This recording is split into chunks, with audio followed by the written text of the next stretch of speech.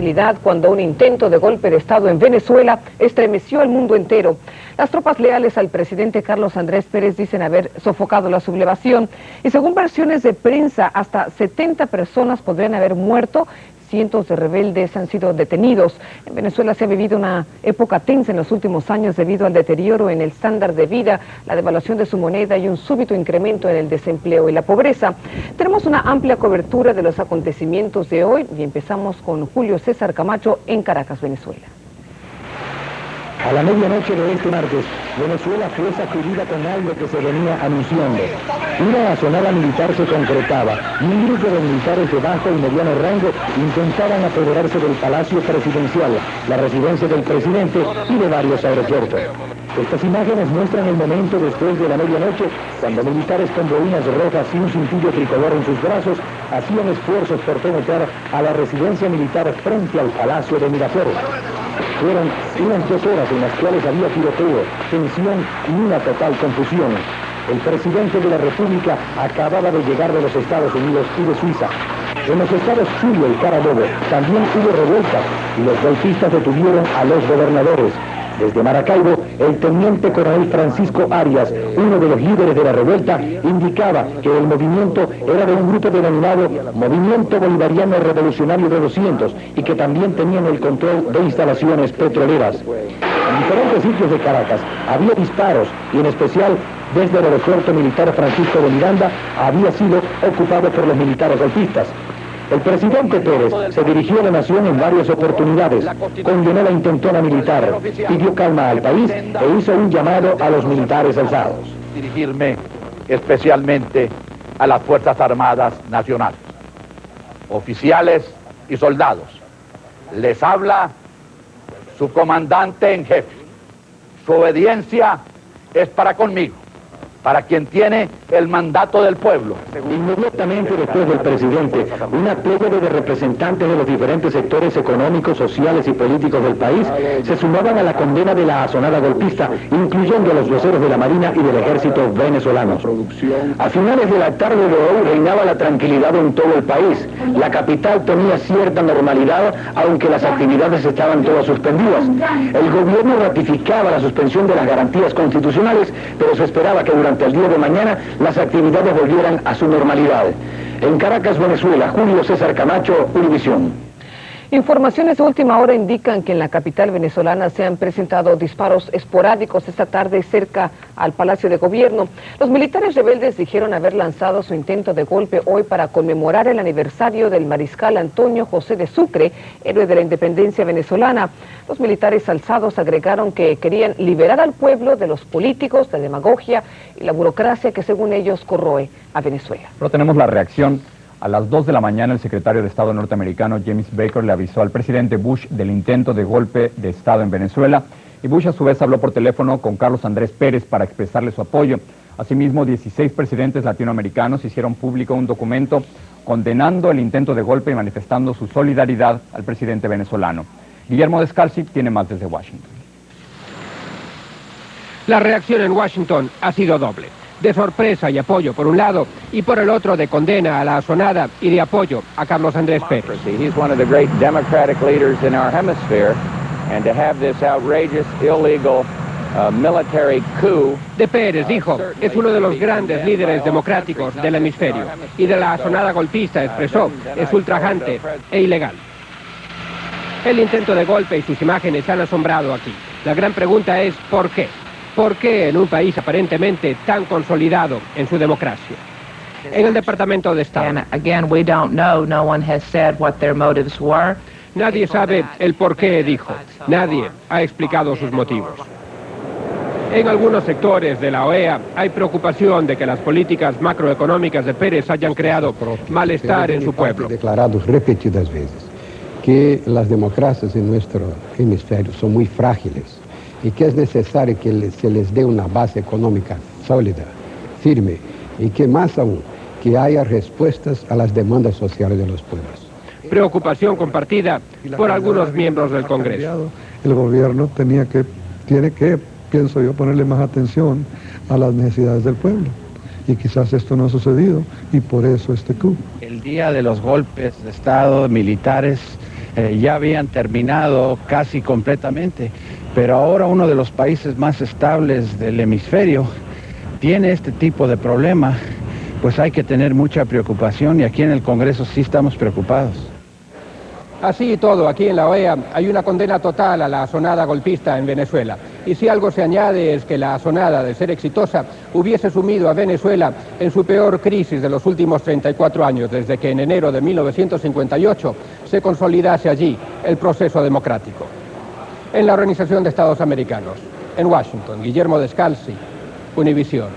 Como mencionaba Guillermo Descalzi, la Organización de Estados Americanos, la OEA, condenó esta tarde en enérgicos términos el intento de golpe en Venezuela y los planes de los rebeldes de matar al presidente Carlos Andrés Pérez. La OEA aprobó la resolución de condena durante una sesión urgente convocada por Colombia y Nicaragua. Y hay que decir también que la Comunidad Europea condenó el intento de golpe. Terminamos esta cobertura con algunos datos más sobre Venezuela. El principal sindicato del país dice que el 80% de los venezolanos viven en la pobreza y el mismo gobierno admite que a 1 de cada 2 ciudadanos solo les alcanza dinero para una comida al día.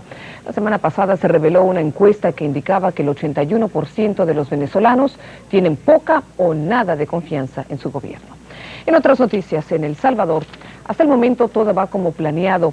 El cese al fuego empezó cuando debía y la separación de fuerzas ya se empezó a cumplir. Básicamente eso significa que las partes en conflicto abandonan el campo de batalla y regresan a sus bases. María Elvira Salazar desde El Salvador nos informa sobre lo que parece ser el puntual cumplimiento de los acuerdos de paz. 4 días después de comenzar el cese al fuego en El Salvador se sigue haciendo historia y sin el más mínimo contratiempo. En el volcán de Guazapa, el que fue uno de los bastiones de la guerrilla, los rebeldes han comenzado a reagruparse en sus zonas y hacer un inventario de las armas que tienen, las que tendrán que entregar en los próximos 9 meses.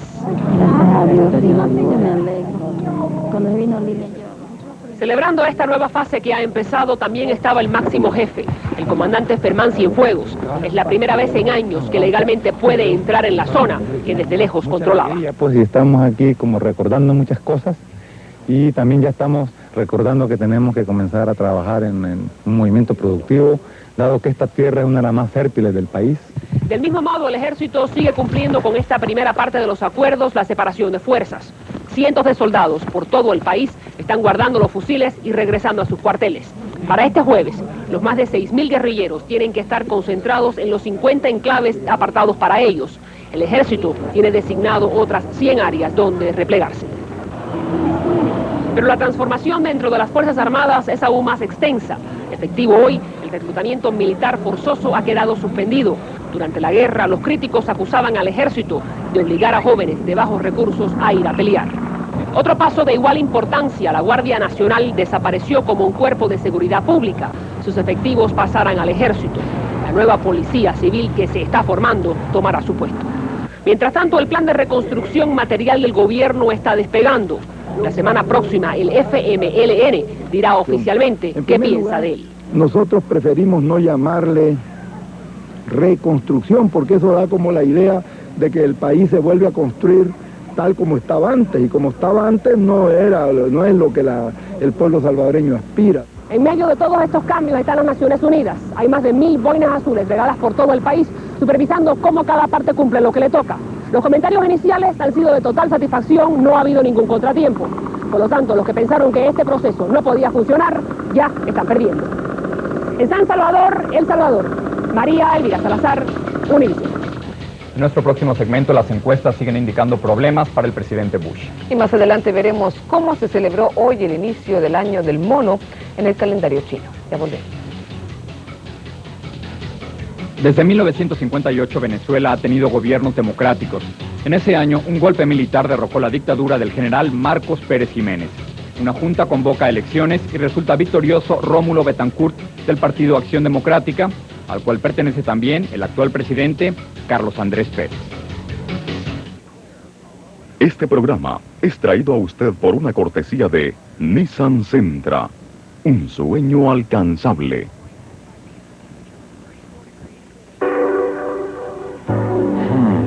Si me caso con Carmen, el Nissan Sentra sería perfecto para llevarla a ella y a nuestra gran familia. Aunque si me caso con Susie, pasear en el potente Nissan Sentra sería tan emocionante. Ahora que a Carla le encantaría, porque es muy elegante. ¿Se decidió, señor? Me caso con el Sentra. Nissan Sentra, un sueño alcanzable. ¿Qué le falta? Ahorros. Solo puedo llamar a México un rato. Si no, parece que llamé a la luna. Con los planes de llamadas AT&T, mientras más habla, más ahorra. Te lo dije, abuelita, no pueden ayudarnos a encontrar el número de México. Le falta servicio AT&T. Tenemos que hacer algo. Y nadie más que tú.